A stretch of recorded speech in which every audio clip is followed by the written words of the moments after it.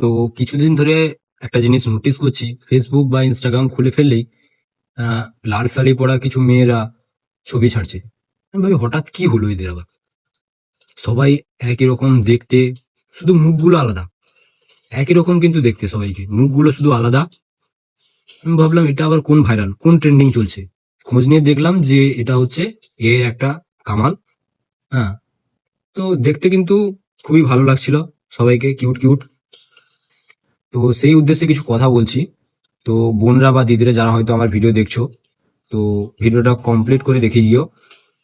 তো তোমরা যারা ক্রোম ব্রাউজার বা ওয়েবসাইটে গিয়ে ছবি আপলোড করে এই সমস্ত ফটো তৈরি করছো বা ভিডিও তৈরি করছো অনেক কিছু, তাদেরকে বলি সাবধান হওয়ার জন্য। কারণ তোমরা যেরকম ছবি দিচ্ছ, যেরকম জামা কাপড় পরে ছবি দিচ্ছ, তোমরা যেরকম বলছো ওই রকম কিন্তু তোমাদের ছবি আসছে। ধরো জামা পরে ছবি দিলে শাড়ি পরে আসছে, আবার শাড়ি পরে ছবি দিচ্ছ, বলছো ওখানে লিখে দিচ্ছ যে জামা পরা ছবি লাগবে আমার, জামা পরা ছবি আসছে বা হ্যান ত্যান উমুক তুমুক।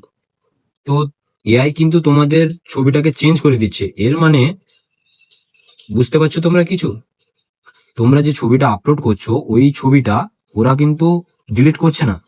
তুমি হয়তো ভাবছো যে কিছু হবে না, কিন্তু না, ওরা কিন্তু ওই ছবিটাকে রেখে দিচ্ছে। ওই ছবিটাকে ওরা চাইলে খারাপ ভাবে ইস্তেমাল করতে পারে বা ব্যবহার করতে পারে।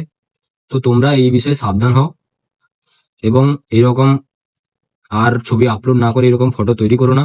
এমনিতেই তুমি যেরকম সেরকমই ছবি তোলো না, নিজের ফোনে যেরকম ছবি তোলো, তুলে পোস্ট করো, ঠিক আছে, কিন্তু এরকম ওয়েবসাইটে গিয়ে ছবি এআই এর মাধ্যমে তৈরি করো না। কারণ ওটা তোমার জামা কাপড়কে ওরা যেরকম চেঞ্জ করতে পারছে, সেরকম তোমাকে কিন্তু জামা কাপড় ছাড়াও কিন্তু ছবি ওরা আপলোড করতে পারে বা করতে পারে। কারণ ওদের কাছে কিন্তু ছবিটা থাকছে, কিন্তু ডকুমেন্টে কিন্তু ওরা ডিলিট করছে না বা ছবিটা ডিলিট করছে না। তাই তোমরা একটু সাবধান হও এবং যারা করতে চাইছে বা করবে আগামী দিনে তাদেরকে সাবধান করে দাও, ভিডিওটা শেয়ার করে দাও, যাতে কোনো প্রবলেম না হয়। কারণ এই এআই জেনারেশন খুব যেরকম ভালো মনে করছো সেরকম কিন্তু অনেকটাই খারাপ। তাই তোমরা এই এআই থেকে দূরে থাকো সবাই, এবং সবাইকে দূরে রাখার চেষ্টা করো। ভিডিওটাও বেশি বেশি করে শেয়ার করে দাও, যাতে আগামী দিনে কোনো রকম প্রবলেম বা অন্য কোনো সিচুয়েশনের মধ্যে যাতে না পড়তে হয়, বাজে সিচুয়েশনের মধ্যে। বুঝতে পারলে?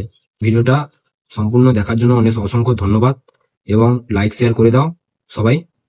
বাস এইটুকুই, আর সবাইকে সাবধানতা জানিয়ে দাও, এটাই চাইবো।